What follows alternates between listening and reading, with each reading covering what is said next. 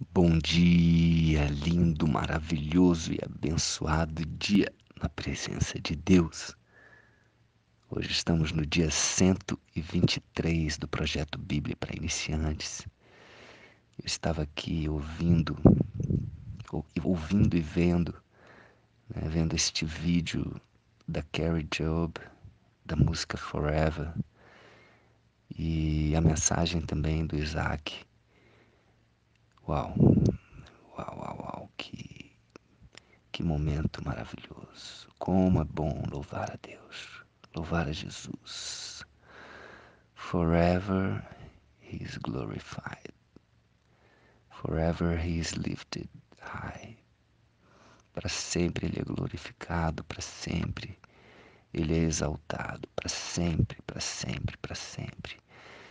E a mensagem do Isaac, muito forte, falando sobre Jesus, que não há como descrevê-lo, não existem palavras, eu concordo com ele, não existem palavras para descrever Jesus. Aliás, ele é o Verbo, ele é a palavra, ele é o caminho, a verdade e a vida. Uau! Sem Jesus, sem Jesus não temos referência. Ele é a nossa referência, ele é a luz, ele é o caminho. Sem Jesus estamos perdidos, completamente perdidos. Então que eu e você possamos ter essa consciência de que nós precisamos mesmo. Eu não gosto muito de usar essa palavra porque traz um peso, mas neste caso, essa palavra, não tem outra. E nós precisamos. Sem Jesus, não temos referência. Sem Jesus, estamos às cegas, fazendo do nosso jeito. Às vezes dá certo, às vezes não. Só que com Jesus sempre dá certo, porque Ele é a nossa referência. Ele é o alvo, que possamos viver a nossa vida andando em direção ao alvo. E o alvo é Jesus. Possamos estar olhando para Ele, sem tirarmos os olhos dele. Porque quando tirarmos os olhos, nós podemos afundar, assim como Pedro andou sobre as águas ao olhar para Jesus, caminhou sobre as águas. Quando tirou os olhos de Jesus, olhou para o mar, ele começou a afundar. Então que nós possamos estar sempre olhando para Jesus. Amém? E o projeto Bíblia para Iniciantes, para quem está entrando hoje, todos os dias eu recebo algumas mensagens de pessoas que estão entrando, que pedem para entrar. Então hoje já tem algumas outras pessoas que estão se achegando a esse projeto. Sejam bem-vindos. E você que está entrando hoje, o projeto é para que possamos juntos, de uma forma agradável, de uma forma informal e gostosa, passear pela Bíblia, passear por esse manual de vida e nos inteirar da vontade de Deus para nossas vidas. Então já lemos a Mateus, estamos em Atos, e para quem está entrando hoje, pode entrar lá no canal do YouTube que nós colocamos lá todos os áudios até agora, tá bom? As músicas também nós estamos colocando lá em breve que usamos, ok? Então vamos lá, estamos em Atos capítulo 18, a partir do versículo 12 até o versículo 21, diz assim: Quando, porém, Galio era procônsul de Acaia, levantaram-se os judeus concordemente contra Paulo e o levaram ao tribunal.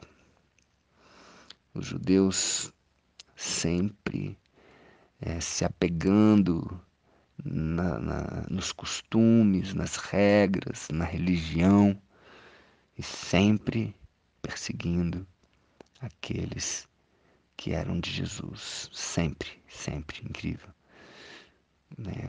Desde que Jesus veio, né? Desde lá dos evangelhos, nós percebemos isso, Jesus condenando a religião, na verdade, não a religião, mas a religiosidade, a forma de se apegar a uma religião e se achar melhor do que os outros por causa desta religião.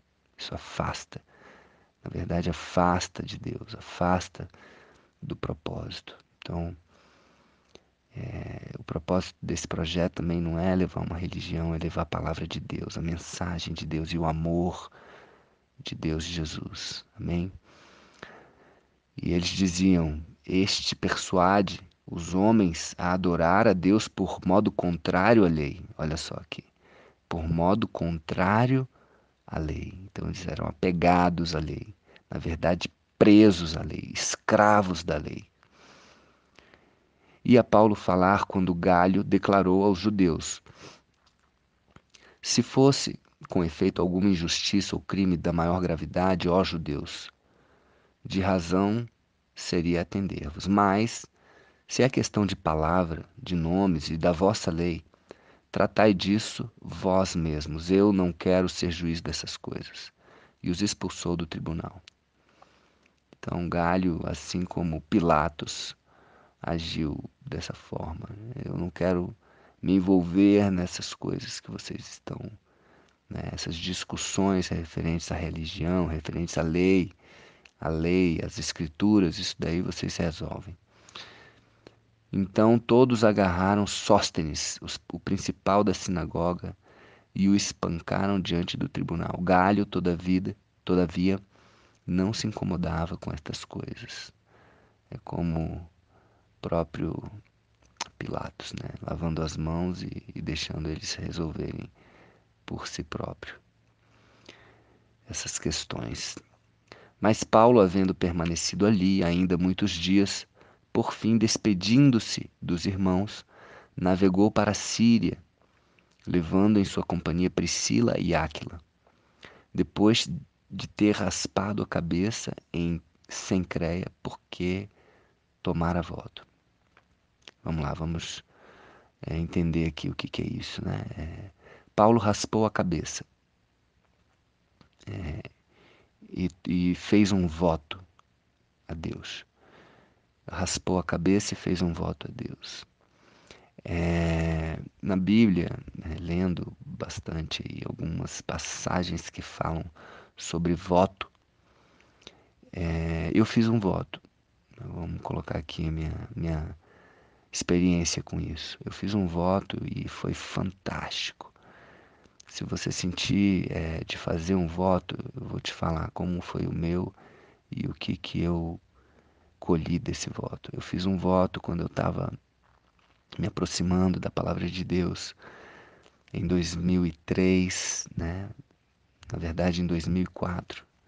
Em 2003 eu me aproximei verdadeiramente de Deus em setembro, através de um momento, uma reunião que as pessoas faziam, chamado Célula.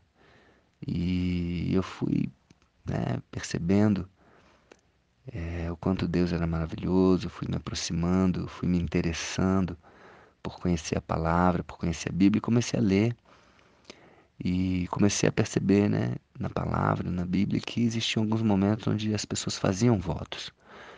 E uma vez eu li também que se você for fazer um voto, pensa bem antes de fazer, porque se você fizer e quebrar esse voto, é melhor que você nem tivesse feito, né? Então, eu fiz um voto e levei muito a sério esse voto.